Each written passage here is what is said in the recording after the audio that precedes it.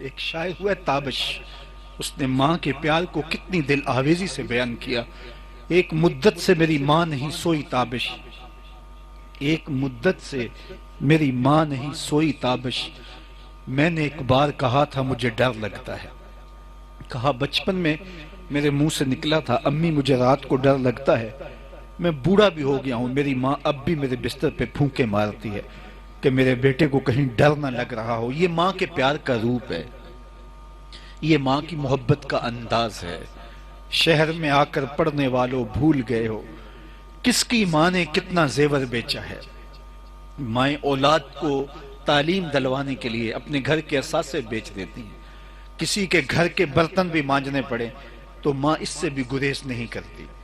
اس کے سینے میں جو ممتا رکھی گئی ہے، جو پیار کا جہاں آباد ہے، اس کی کوئی مثال ہی نہیں ہے. ماں کا نعم البدل کیا بدل بھی موجود نہیں ہے. ماں اتنا پیار اولاد سے کیوں کرتی ہے؟ دکھ جھیل لیتی ہے، لوگوں کے گندے برتن مانج لیتی ہے، لوگوں کے گندے کپڑے دھو لیتی ہے، اذیتیں سہ لیتی ہے. ماں کو اتنا پیار کیوں ہے؟ تو آپ سب کا جواب ایک ہوگا، وہ یہ کہ ماں نے بچے کو جنم دیا ہے. میں آپ کی توجہ چاہوں گا، جس ماں نے جنم دیا ہے وہ اتنا پیار کرتی ہے تو جس رب نے خلق کیا ہے وہ کتنا پیار کرتا ہو. ماں نے جنم دیا ہے، خلق نہیں کیا. تو جس نے جنم دیا اس کی محبت کو کسی ترازو پہ نہیں تولا جا سکتا. تو جس نے خلق کیا ہے، جس نے دستے قدرت سے بنایا ہے، تو پھر اس مالک کا عالم کیا ہوگا. میں حرم میں تھا تو لوگ طواف میں تھے اور ایک جانب سیڑھیوں پہ بیٹھ کے یہ منظر دیکھ رہا تھا. تو مجھے بچپن میں مرغی یاد آئی کہ جب وہ اپنے اتنے بچوں کو اپنے پروں میں سمیٹ لیتی ہے اور حالات کے دکھوں سے ان بچوں کو بچا لیتی ہے، گرمی اور سردی اور موسمی اثرات سے ان کو محفوظ کرتی ہے، سخت سے سخت حملے سے ان کو بچاتی ہے. تو حرم کے اس منظر کو دیکھ کے میں نے کہا مالک تو کتنا کریم ہے، اپنے بندوں پر کتنا رحیم ہے. ایک مرغی کے دل میں اس کی اولاد کے لیے اتنا پیار رکھا ہے، تو مخلوق کا خالق لگتا ہے. تیرا تو رشتہ اتنا گوڑا ہے. تو ماں اولاد کے لیے یہ تڑپ، یہ درک، یہ محبت اور یہ پیار رکھتی ہے کہ اولاد کے لیے ہر دکھ جھیل لیتی ہے، اس لیے کہ ماں نے اس کو جنم دیا. تو یار جس نے جنم دیا وہ اتنا پیار کرتی ہے تو جس نے خلق کیا وہ کتنا پیار کرتا ہوگا. اب ماں کی گود چھوڑ کے بچہ بھاگ جائے تو ماں کہتی ہے بیٹا آ جاؤ، اتنی ٹھنڈی چھاؤں تمہیں کہیں نہیں ملے گی، آ جاؤ واپس آ جاؤ، پلٹ آؤ. تو ماں کہتی ہے کہ میں تمہیں اپنی آغوش میں سمیٹ لوں، زمانے کے دکھوں سے تمہیں بچا لوں.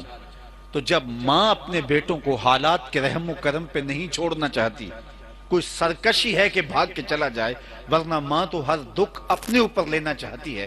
70 ماؤں سے زیادہ پیار کرنے والا رب بندوں کو پکار کے کہہ رہا ہے یا ایھا الانسان ما غرک بربک الکریم، او بھاگنے والے انسان آجا پلٹ کے، تیرا رب بڑا ہی کریم ہے. الذی خلقک، وہ تیرا خالق لگتا ہے. اس کی دہلیز چھوڑ کے جا رہا ہے، اس کی چوکھٹ چھوڑ کے بھاگ رہا ہے، آجا پلٹ کے. 70 ماؤں سے زیادہ پیار کرنے والا وہ رب پکار کے بندے کو بلا رہا ہے.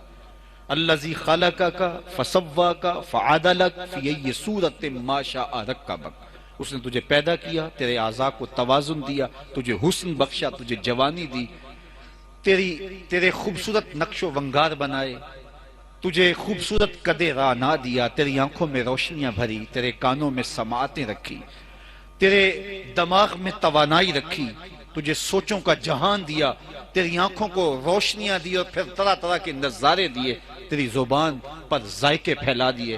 اے انسان اس کریم رب کو چھوڑ کے تو بھاگ رہا ہے، آجا پلٹ کے. آنا تو نے ہے ہی، کل جو پھر کفن میں منہ چھپا کے آتا پھرے گا. اچھا نہیں ہے کہ اپنے قدموں سے چل کے آجا، کھلے منہ آجا، کل لوگ تجھے اٹھا کے لائیں گے، آج خود چل کے آجا. اس کی رحمتیں پکار رہی ہیں اور وہ آواز دے رہا ہے کہ میری رحمت تجھے بلا رہی ہے. ما غرک بربک الکریم، آجا اپنے کریم رب کی طرف آجا. جب تو اس کی طرف پلٹ کے آئے گا تو وہ یہ نہیں دیکھے گا کہ اس نے گناہ کتنے کیے، وہ یہ دیکھے گا میرا بندہ میری طرف آ گیا. میرے اور آپ کے آقا و مولا نے بندے کے اس آنے کو اور اللہ تعالیٰ جل شانہ کی خوشی کو، جب بندہ پلٹ کے توبہ کے دروازے پہ آتا ہے اور مالک کی دہلیز پہ آ کے ہاتھ پھیلاتا ہے اور اپنے گناہوں پر شرمساری اور ندامت کا اظہار کرتا ہے، اس کو بیان کیا کہ اللہ کتنا خوش ہوتا ہے۔ حضور نے مثال دی کہ ایک بندہ صحرا میں سفر کر رہا ہے اور سفر کرتے کرتے دوپہر کے وقت ایک درخت کے نیچے چند لمحوں کے لیے سستانے کے لیے بیٹھ جاتا ہے۔ سخت گرمی ہے، اس کی آنکھ لگ جاتی ہے۔ اس کے ساتھ ایک ہی اونٹ ہے جس پر اس کا سامان رکھا ہے، اس کا کھانا اس کے اوپر ہے۔ چند لمحوں کے لیے کمر سیدھی کرنے کے لیے لیٹا تھا، نیند نے اپنی آغوش میں لے لیا۔ اچانک آنکھ کھلی تو کیا دیکھتا ہے کہ اونٹ نہیں ہے۔ جنگل میں، صحرا میں اونٹ کا گم جانا گویا زندگی ختم ہو جانے کے مترادف ہے۔ وہ دائیں بائیں بھاگا، دیکھا کہیں اونٹ نظر نہیں آیا۔ کڑکتی دوپہر، تا حد نظر صحرا ہی صحرا، کہیں کوئی انسانی وجود نہیں ہے۔ اب اونٹ پر ہی پانی تھا، اونٹ کی پیٹھ پر ہی اس کا کھانا تھا، اس کی ضروریات زندگی کے سارے سامان اس کی پیٹھ پہ لدے تھے۔ اب اونٹ گم ہو گیا تو زندگی گم ہو گئی۔ دوبارہ پلٹ کے درخت کے نیچے آ جاتا ہے اور موت کے انتظار میں بیٹھ جاتا ہے۔ پھر دوبارہ آنکھ لگ جاتی ہے۔ اچانک آنکھ کھلتی ہے تو کیا دیکھتا ہے؟ اونٹ ماں ساز و سامان کے پاس کھڑا ہے۔ اب اونٹ کا کیا ملنا تھا کہ زندگی مل گئی۔